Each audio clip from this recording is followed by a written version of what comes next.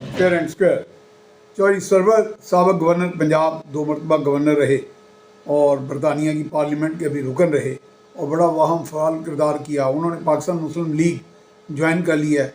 ये पाकिस्तान मुस्लिम लीग के नाम से रजिस्टर्ड है पार्टी और चौधरी शुजात इसके सदर हैं, मरकज़ी सदर जिसे कहा जाता है। और इसलिए हम लोग जर्नलिस्ट जो हैं या एनालिस्ट हम उसे काफ लीग कहते हैं, उसको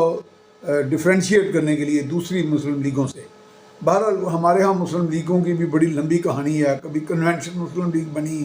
कोई अयूब खान ने बनाई, कोई कौंसल मुस्लिम लीग बनी और मुस्लिम लीग जेड बनी, मुस्लिम लीग ज़िया जिसे कहते हैं, मुस्लिम लीग फंक्शनल बनी, कई किस्म की मुस्लिम लीग जुनेजो बनी, एक में से दूसरी निकली दूसरी। और हमारे यहाँ ये मिड वाइफरी आम तौर पे माजी की इस्टबलिशमेंट करती नहीं है, जो किसी एक ग्रुप में से किसी दूसरे ग्रुप को पार्टी को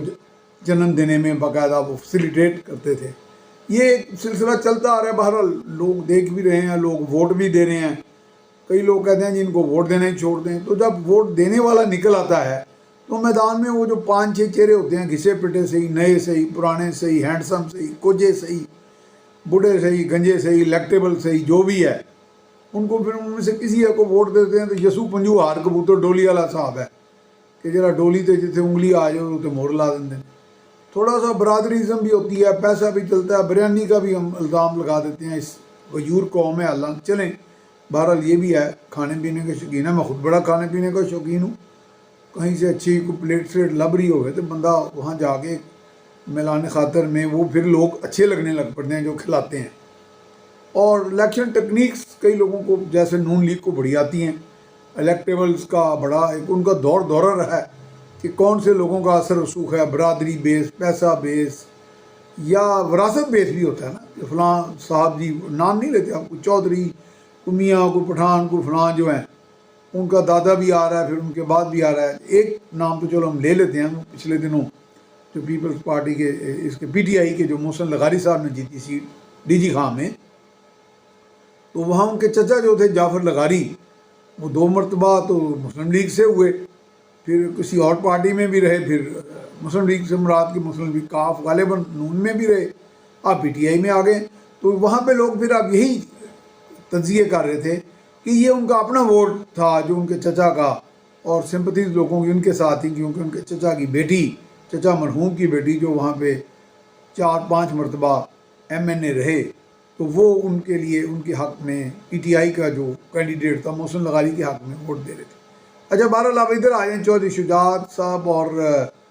चौधरी सरवर साहब, मैं वहाँ मौजूद था आज की तकरीब में मुस्लिम लीग हाउस में। इस वक्त ज़ाहिर है हुकूमत ने सपोर्ट किया, ये PDM के इत्तेहादी हैं, काफ लीग वाले आप कह लेते हैं ना, काफ लीग तो हम कहेंगे तो तभी आपको समझ आएगी चौधरी शुजात जो हैं। तो इसलिए आज मुस्लिम लीग पर उनका पूरे का पूरा बाकायदा गलबा, कब्ज़ा सब कुछ था और पूरे आबोताब से वहाँ पे रौनक भी लगी थी, खाने भी चल रहे थे। बात अब करते हैं बातें क्या हुई। चौधरी शुजात साहब भाइयों की तरह, मेरे बड़े भाइयों की तरह, आज का नहीं तल्लक उनके जो एक कज़न थे जिनको ये भाईजान ही कहते थे, इनके बड़े भाइयों की तरह थे। चौधरी सलीम साहब, वो और मैं इकट्ठे ज़िम्मेदारा करते रहे हैं, और यानी मैं किसान भी रहा हूँ, प्रैक्टिकल फार्मर रहा हूँ मैं, और इस लिहाज से भी मेरा इनके साथ बड़ा पुराना तल्लक है। और बतौर जर्नलिस्ट अब 38, 39, 40 साल गुजर गए, तो उसमें तो इंटरेक्शन सबके साथ है, सबके साथ होता है। इनकी तबीयत में चूँकि एक तहम्मुल मजाजी थी, इसलिए लोग इनको बार बार भी मिलते थे, औरों को भी मिलते रहे, ट्रैवल करते रहे हेलीकॉप्टर्स में, बैरून मुल्क उनके जहाज़ों में, इधर मिलते। कईयों को वक्ती दौर पे अच्छा समझा, बुरा समझा, जो बात समझ आई तनकीद भी कर दी, जो अच्छी लगी लिख भी दी उस तरह की। अब चौधरी सरवर साहब जो हैं वो भी भाई हैं, उनके साथ भी काफ़ी मुलाकातें हैं। मुझे अभी उनका एक पुराना इंटरव्यू और कई 1-2 इंटरव्यूज़ मैंने अखबार में अपने शाये भी किए, तो एक मुझे अब भी याद है, बड़ा ज़बरदस्त था। तो वो बातों बातों में कहने लगे कि अगर बरतानिया जैसा निज़ाम जो है एहतसाब यहाँ पे लागू हो जाए, यहाँ पे राइज हो जाए पाकिस्तान में, तो पाकिस्तान की तकरीबन सारी पार्लियामेंट, उन्होंने वैसे कहा था आधी से ज़्यादा,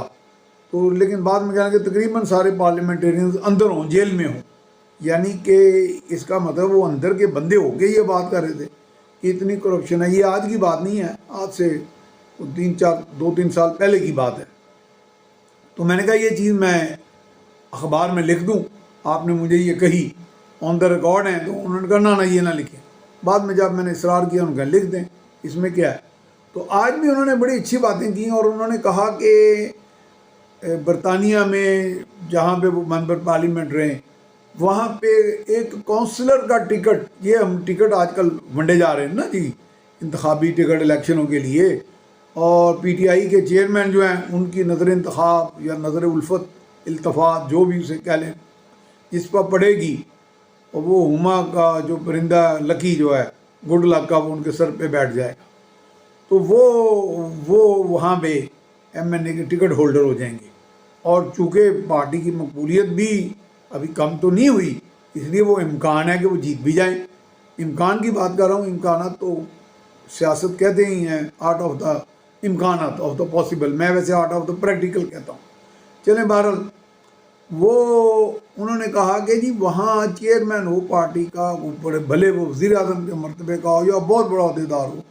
اس کو یہ اختیار ہی نہیں ہے سرے سے کہ کسی کو کونسلر تک کا ٹکٹ دے دے انتخابات کے لیے۔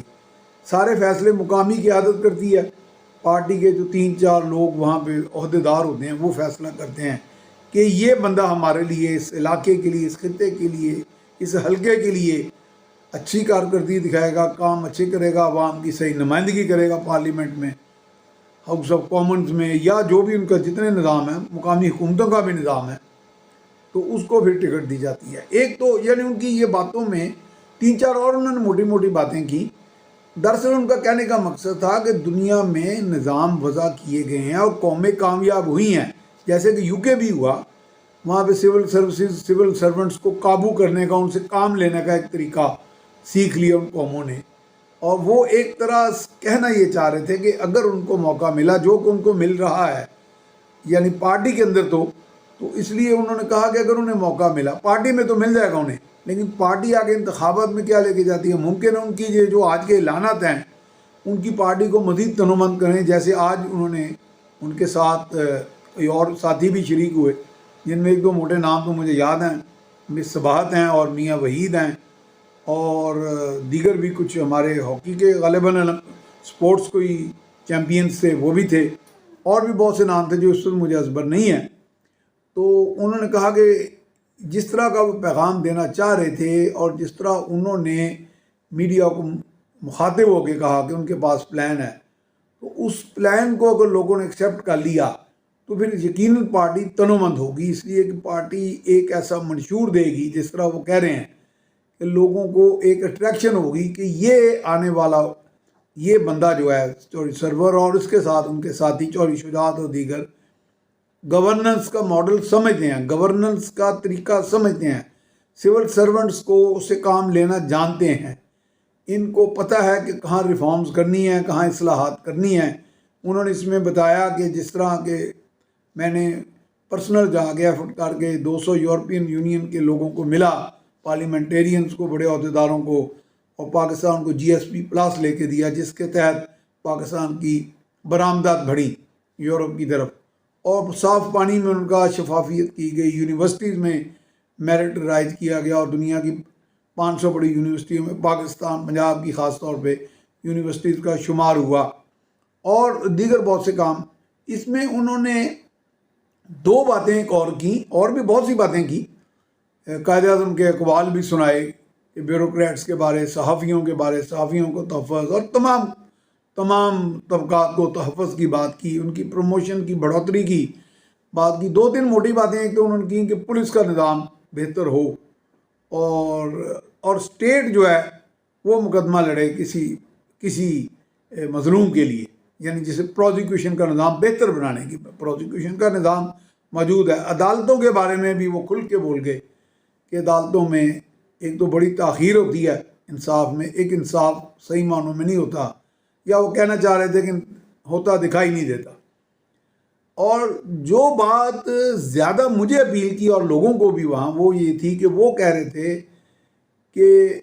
میں نے یہ منصوبہ دیا تھا اور اب بھی یہ منصوبہ لے کے آئیں گے کہ ہمارے اوورسیز پاکستانی جن کے یہاں جائیدادوں پہ قبضے ہیں، جن کے لیے میں نے محنت کر کے اوورسیز کمیشن بنوایا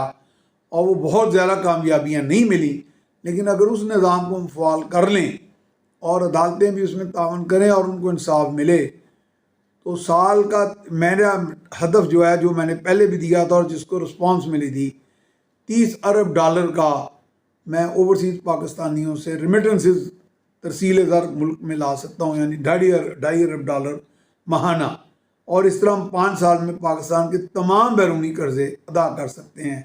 بغیر کسی بیرونی قوت، بیرونی مالیاتی ادارے، بیرونی بینک یا کنسورشیم کا محتاج ہوئے بغیر۔ اس بات میں اپیل ہے،